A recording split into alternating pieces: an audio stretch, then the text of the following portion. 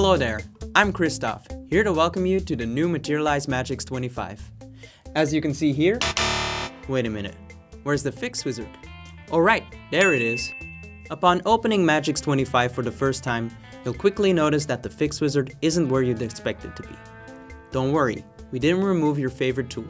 In fact, we've made it easier for you. Now, you can see the fixing tool page alongside your part for easy fixing as you go. Simply see which errors need to be repaired, review the tool's fixing advice, and click the wrench next to the suggested fix to automatically apply the edits.